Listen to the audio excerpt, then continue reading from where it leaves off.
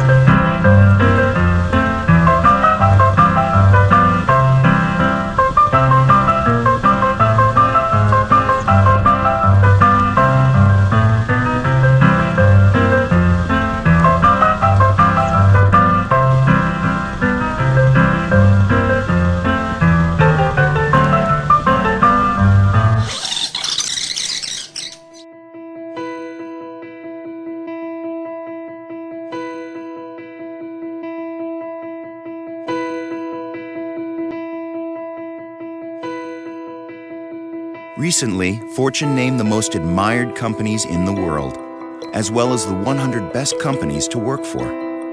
About the same time, Fast Company named the 50 most innovative. Only 6 made it onto all 3 lists. Here they are, ranked by size. And how does a furniture company in West Michigan find itself in that group? Chances are its culture welcomes innovative thinking and fresh ideas. Solving problems in new, inventive ways is what makes them unique. Here's how Herman Miller does things so differently.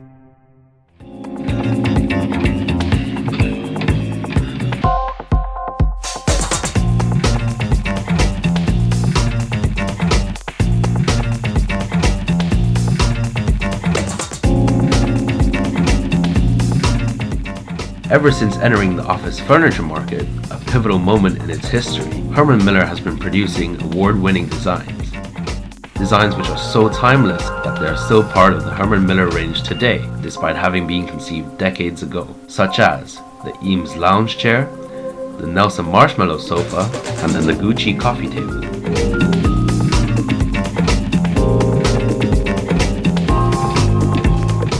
By building an extensive global network of designers, Herman Miller has been able to constantly innovate in all aspects of its business, from product design to production processes. It is through these key relationships that Herman Miller has been able to ensure its success as an innovator. By leveraging their extensive in-house research capabilities and their widespread network of remarkable designers, Herman Miller is able to develop world-class products.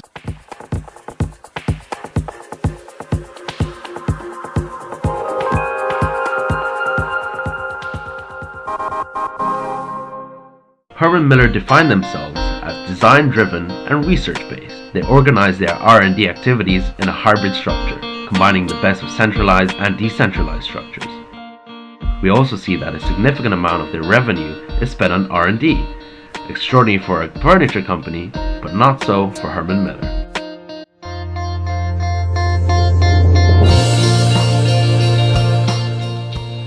Herman Miller is also the first furniture company to push international boundaries. In 1957, they expanded to Europe, and by 1966, they had a global presence of nearly 150 dealers in locations including Africa, Japan, and Australia. Back in 95, 96, we were having an incredibly difficult time maintaining our production schedule. One of the things that we came upon was a system called the Toyota Production System. What the Toyota Production System has done for us has been a phenomenal transformation with respect to operations. You can reduce inventory, you can reduce space, while increasing our throughput, improving our quality scores, and our safety scores. This program helps our customers. We don't restrict any of the requirements coming in. We modify our work plans to fit you. We get many phone calls from our customers or dealers saying, "Oh, geez, I'd rather have the blue than the green." Our process allows us as much flexibility as you can imagine to be able to get you what you need when you want it. When somebody relies on us to be able to ship something, when we talk about our on-time, complete shipment, that's our promise to the customer. And we simply don't miss.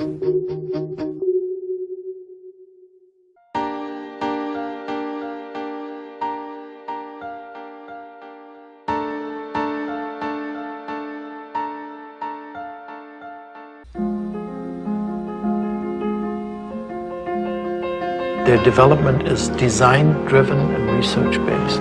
I don't know any other company that would define it that way. We try to start with a clean slate and then find the form through the constraints.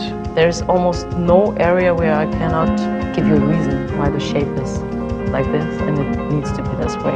You don't get the feedback from the computer. If a chair is uncomfortable, everybody, expert or not, can immediately tell you this is just not comfy. The environmental aspect is inherent. We don't discuss it anymore. It's part of our job to only design products that don't use up too much energy, don't use up too much material. We really tried hard to shave it down to the absolute minimum. It basically reacts to the weight of the user. My weight is actually controlling the bending resistance of this beam. The fabric, since it is so pliable, is the contouring part. It has just one single control for up and down. There is a very high amount of ergonomic into that chair, but you would maybe not notice.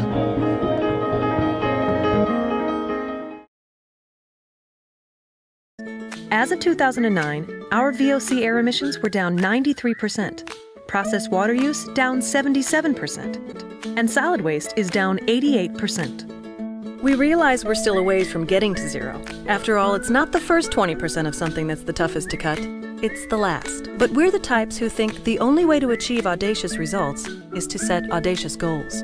And we look forward to a time when a big, fat zero will be our greatest success.